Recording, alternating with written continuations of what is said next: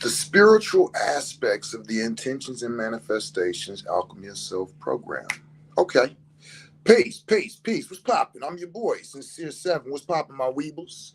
I'm coming representing the House of Genesis, coming straight directly from the Psychonaut Academy of Detroit, the pad. See, I switched it up a little bit. So dig, y'all. So as I've been speaking about, we're dropping the intentions and manifestations alchemy of self program starting December 1st to February 28th. I wanted to share with y'all a little bit outside of the physical part, and I wanted to share with y'all a little bit about the spiritual aspects of the Alchemy of Self program. So there is a lot of levels to this program, what it is, how it was put together, how we execute it. Okay. But what I wanted to speak about homeschool adventures, I need to speak to whoever that is because I'm about to start homeschooling my youth. So please send me any type of info, your contact, things like that. Please. Thank you. So with that being said, I wanted to speak a little bit about the spiritual aspects of the intentions and manifestations alchemy of self program. And the reason why is because it's a part of it that I don't often speak about, but it seems to be one of the most interested parts by people who inquire about it. Okay. So I'm going to explain some things to make them make sense. For those of us, or for those of you all who deal with ancestral works and or spiritual works, there is a aspect of this that connects to those realms, which is why I said that everybody who joins your magic books are handwritten by me. Part of the reason for that is my spiritual security clearance. After the 20 plus years of work that I've been doing in the interdimensional realms with meditation, with the Oneiriogen works, the sleep realms, the spiritual security clearances, if you deal with entheogens, plant medicines, and or spiritual works, then you might be familiar with what I'm speaking about. If not, stay tuned. But with that, the ability that I have to unlock, open, or connect certain doors, quote unquote, is utilized in this program. And I ask and invite everybody once they get, now listen, y'all, once they get their magic book that's handwritten by me, I invite everybody to go to the front, and there was a section that you will see for you to write and present what we would call your oath. Okay? Stay with me, y'all. So, when you receive your workbook, that starts you in keeping account, your budgets, what you eat, your diet, all of this. That's for that. But when you get your magic book, this is the book that we're actually going to invoke the change from lead to gold within yourself into. So I invite, now you don't have to do this, but this is how you bring the spiritual aspect into the intentions and manifestations alchemy of self program. In the beginning, if you open it up, there's a place where you can write an oath. I, your name, promise and affirm to, and there's more to it. And I'll explain that in the Zoom call, should you're interested, and you put I am in the inbox or DM, and I'll send you the information for the Zoom call and you come. All of that will be explained. Now, once you put all that in the book, in the beginning, the oath, You have the option to sign it or to get dragon's blood and do a dragon's blood fingerprint, or to prick your own finger and take your blood and put it in the front of your magic book. What you have just did was made an agreements with the ancestral, cosmic, or celestial realm of the powers that you see as your higher powers. And you've made an agreement of certain things for certain things. Now, let me be clear. That's one part of it, but let me explain something to you all.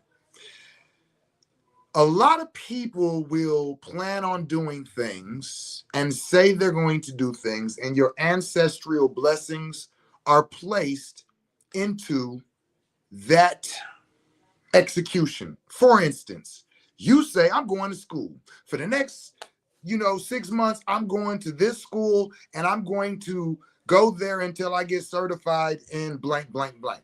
You went and signed up for the school and everything.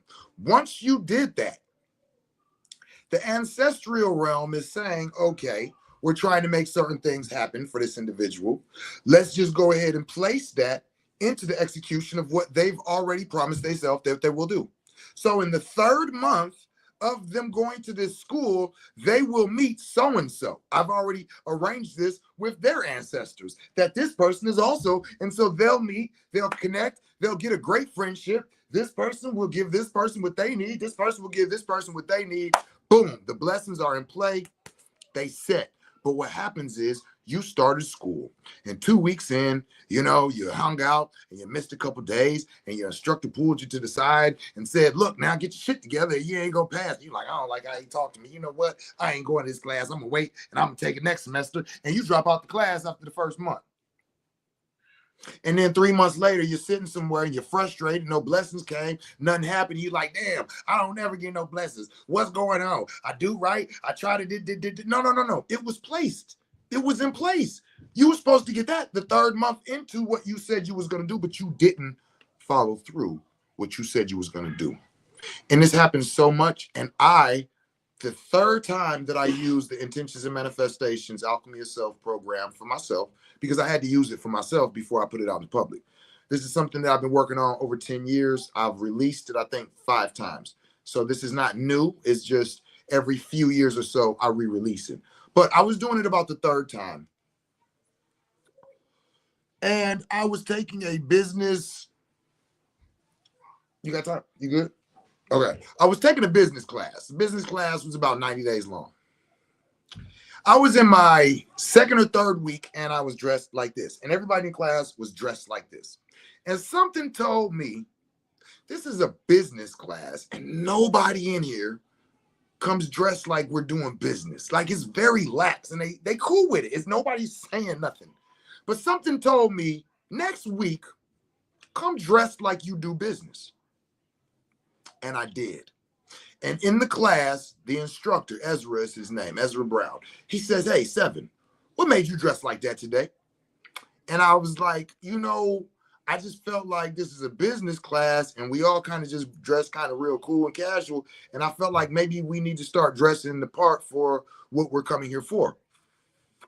He was like, very good. That's what I'm talking about. I wasn't going to say nothing to nobody, but I come here every time and I be looking and I'm like, all these people taking this business class, don't nobody look like they do business. So it was like, hey, all right. Now, at the time, I was doing a business called O'Tire.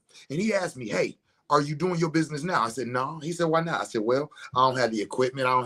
He said, what do you need? I said, I need jacks. I need vehicles, things that people can pull up on you in the middle of anywhere and change your tire. He said, what kind of car you drive? I said, a Mercedes. It's outside. He said, you got a jack in there? I said, no. He said, well, I mean, if it's your business, you might not want to do it in your car, but at least be able to represent. This is just crazy, right? I said, all right, cool. I can think about that.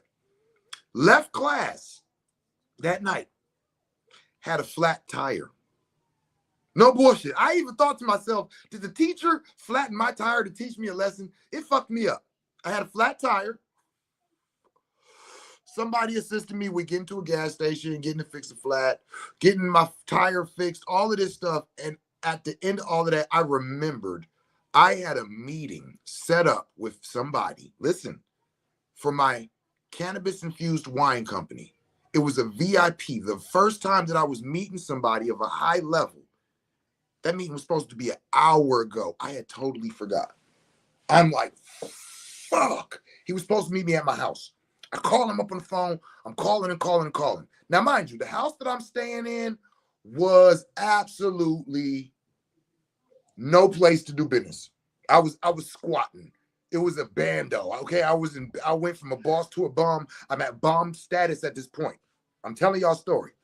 So I got the flat. I called the guy. I'm like, yo, I'm so sorry. I caught a flat. I was so trying to get it together. I didn't even think about the meeting. I apologize. Like, can we? He said, no, forget it. I'm already at home. Me and the guy who I brought, we were calling. We were all of this. I'm already home. I said, damn, man. I said, man, where you live? He said, far from you. He said, I stay on blank, blank. I said, where? Blank, blank. I said, I'm at the gas station 2 blocks from your house. He said, you're at the gas station or so-and-so? I said, yeah. He said, man, you're right down the street. Pull up. I'm going to send you my address. I usually wouldn't do this. I'm going to send you my address. Pull up. He sent me his address. I pulled up. As I'm pulling up, the people are coming outside. When they see the car, my Mercedes, I open the door and get out, and I hear him say, oh, nah, man, we good. We can go back in the house. I ain't think nothing of it. We get in the house and sit down. As we begin to talk, he says to me, I'm going to be 100 with you, bro. I was so nervous about doing business with you. He said, because I meet so many people who talk all of this business stuff, and when I come over their house, they live like bums. And I'm going, oh, shit, because I'm squatting in a house.